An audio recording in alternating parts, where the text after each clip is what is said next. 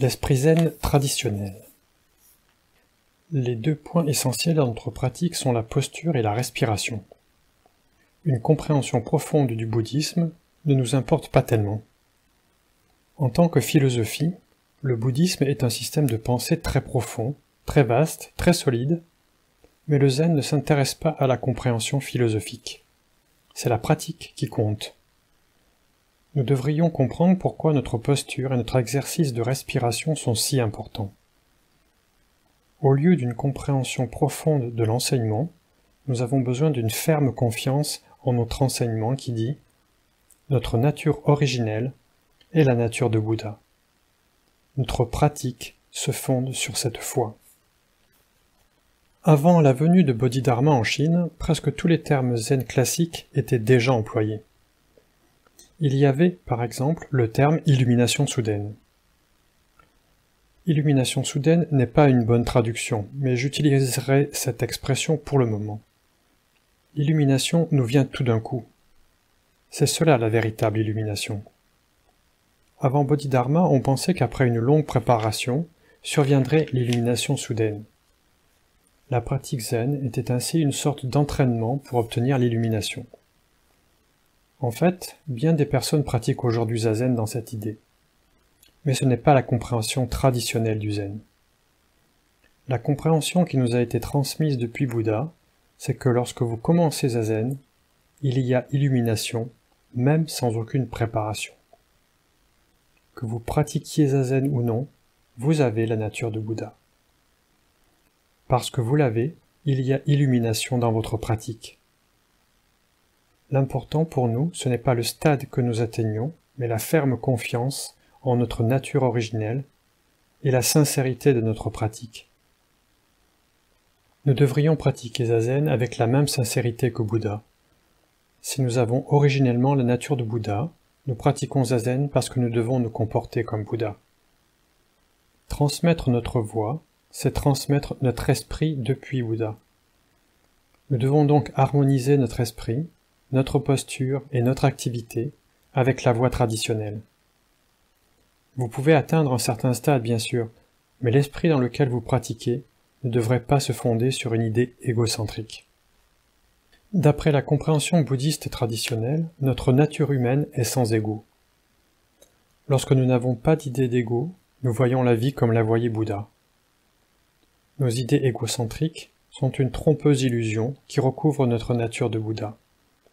Nous les créons et les suivons continuellement, et à force de répéter ce processus, notre vie finit par être entièrement remplie d'idées égocentriques. C'est ce qu'on appelle la vie karmique, ou karma. La vie bouddhiste ne devrait pas être une vie karmique. Notre pratique a pour but de couper net la lancée de l'esprit karmique qui tourne comme une toupie. Si vous essayez d'atteindre l'illumination, cela fait partie du karma. Vous créez du karma, et vous êtes mené par le karma, et vous perdez votre temps sur un coussin noir. Selon Bodhidharma, la pratique fondée sur une idée d'acquisition n'est qu'une répétition de votre karma. Bien des maîtres zen postérieurs l'oublièrent et insistèrent sur la réalisation d'un certain stade grâce à la pratique. Votre sincérité et votre effort juste sont plus importants que tous les stades que vous atteindrez. L'effort juste doit se fonder sur une vraie compréhension de notre pratique traditionnelle. Quand vous comprendrez cela, vous comprendrez l'importance de garder la posture correcte. Quand vous ne comprenez pas cela, la posture et la manière de respirer ne sont qu'un moyen de réaliser l'illumination.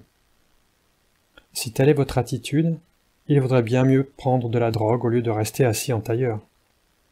Si notre pratique n'est qu'un moyen de réaliser l'illumination, il n'y a en fait aucun moyen de la réaliser. Nous perdons la signification de la voie menant au but. Mais quand nous croyons fermement en notre voie, nous avons déjà réalisé l'illumination. Quand vous croyez en votre voie, l'illumination est là. Et quand vous ne pouvez croire à la signification de votre pratique du moment présent, vous ne pouvez rien faire. Vous errez autour du but avec votre esprit simiesque, c'est tout. Vous cherchez toujours quelque chose, sans savoir ce que vous faites. Si vous voulez voir quelque chose, ouvrez les yeux. Quand vous ne comprenez pas le zen de Bodhidharma, c'est que vous essayez de regarder les yeux fermés. Nous ne mésestimons pas l'idée de réaliser l'illumination, mais c'est ce moment présent qui compte, et non un jour dans l'avenir. Nous devons faire notre effort en ce moment même, c'est ce qui compte pour notre pratique. Avant Bodhidharma, l'étude de l'enseignement de Bouddha avait abouti à une philosophie du bouddhisme profonde, remarquable, dont on essaye d'atteindre les idéaux élevés. Cela est une erreur. Bodhidharma découvrit que c'est une erreur de créer une idée profonde ou élevée, puis d'essayer de l'atteindre en pratiquant zazen. Si c'est cela notre zazen, il ne diffère en rien de notre activité ordinaire, l'agitation simiesque. Il a l'air d'une très bonne activité, très sainte et très élevée, mais en fait il ne diffère nullement de notre esprit simiesque. Voilà sur quoi insista Bodhidharma. Avant de réaliser l'illumination, Bouddha fit pour nous tous les efforts possibles, et il atteignit finalement une totale compréhension des différentes voies. Vous pensez peut-être que Bouddha atteignit un certain stade où il était libéré de la vie karmique, mais ce n'est pas ainsi. Bouddha raconta nombre de ses expériences survenues après l'illumination. Il n'était pas du tout différent de nous. Son pays étant en guerre contre un puissant voisin, il parla de son propre karma à ses disciples, et leur dit sa souffrance de voir que son pays allait être conquis par le roi voisin. S'il avait réalisé une illumination où il n'existe plus de karma, il n'aurait eu aucune raison de souffrir ainsi. Et même après l'illumination, il continuait le même effort que nous faisons. Mais sa perception de la vie n'était pas branlante, elle était stable, et il observait la vie de tout le monde, y compris sa propre vie. Il s'observait et il observait les autres, avec le même regard dont il observait les pierres, les plantes, tout. Il avait une compréhension très scientifique. Telle était sa manière de vivre après la réalisation de l'illumination.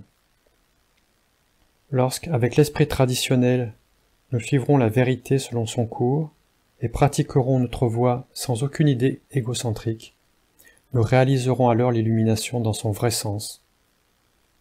Et quand nous comprendrons cela, nous donnerons le meilleur de notre effort à chaque instant.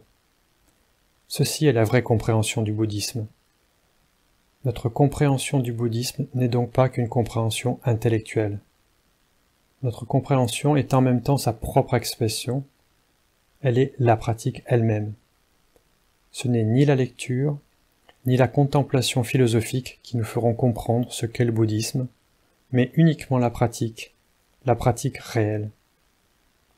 Nous devrions pratiquer zazen constamment, avec une ferme confiance en notre vraie nature, briser ainsi la chaîne de l'activité karmique et trouver notre place dans le monde de la pratique réelle.